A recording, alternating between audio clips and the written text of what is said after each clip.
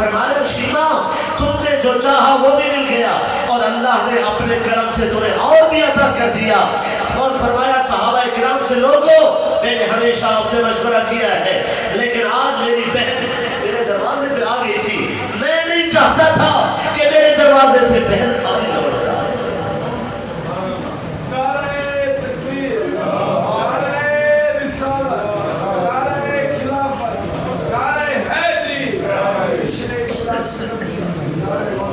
بہن دروازے پہ آ جائے تو منہ پھیر کے نہیں بیٹھا جاتا. میرے رسول ہے وہ, ہمارے آقا ہے وہ سید کل ہے, وہ سرور کل ہے, کل جہاں میں ان جیسا کوئی نہیں ہے. سعدیہ کی بکریوں میں رسول اللہ کو دیکھنا یہ بھی ضروری ہے اور ماورائے عرش میرے رسول کا جانا وہ ضروری ہے, وہ بھی ضروری ہے.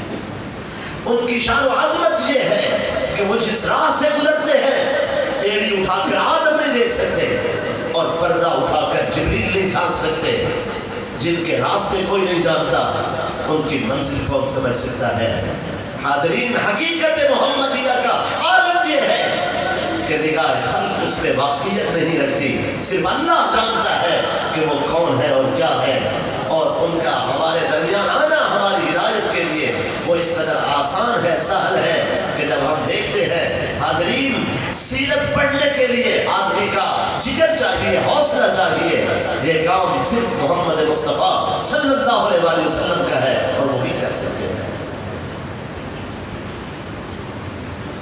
عزیزان من,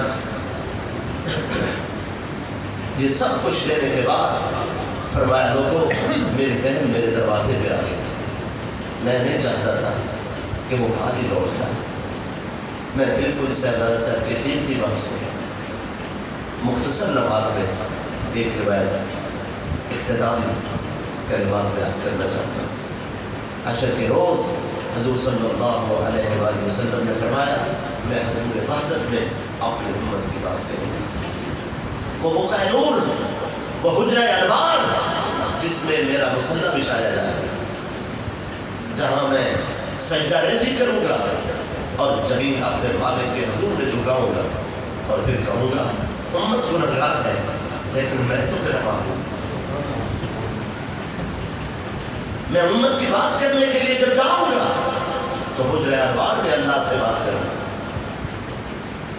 سیدہ کائنات مخدوم کونین بی بی فاطمہ الزہرا سلام اللہ علیہا رضی اللہ تعالی عنہا آپ عرض کہتے سرکار ومن معک, آپ کے ساتھ کون ہوگا؟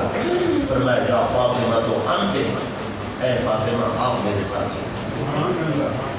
اپنی امت کو بخشوانے کے لیے میں اپنی شہزادی کو ساتھ لے کے جاؤں گا.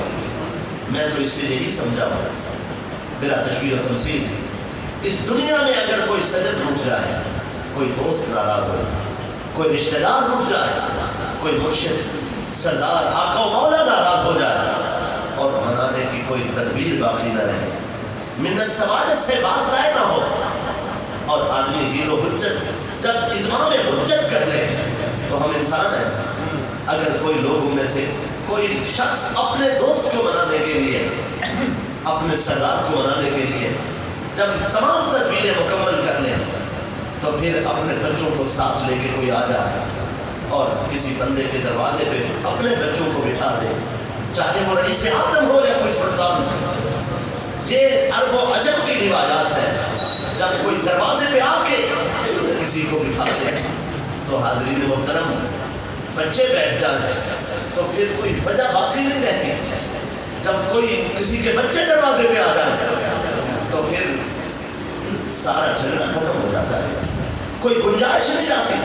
کہتے ہیں کہ بھئی اب معاملہ ہی ختم ہو گیا ہے, ان کے بچے ہمارے دروازے پہ آ گئے, اب مزید کچھ نہیں ہوتا جائے گا.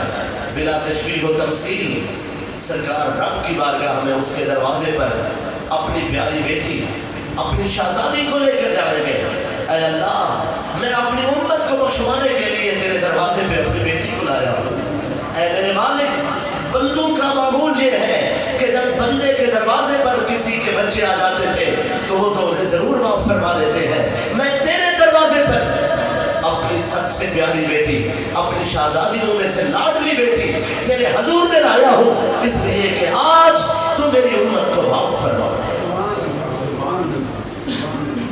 اور پھر ضرور ادھر سے کرم ہوتا ہے۔ اللہ تعالیٰ شیخ محمد حارث سے ان کے درجات کو بلند فرمائے، انہیں بخشش کا اعلیٰ مقام عطا فرمائے۔ نیک جوان تھے، اللہ نے انہیں جلد اپنی بارگاہ میں بلا لیا۔ اچھے لوگوں کی وہاں زیادہ قدر و قیمت ہے۔ اللہ جملہ ان کے ورثاء کو دارین کی سعادت عطا فرمائے۔ قبلہ کی اجازت کے ساتھ مختصر حاضری رسالہ اور اسلامی سے پیش کریں اور ہوگا۔ اللہ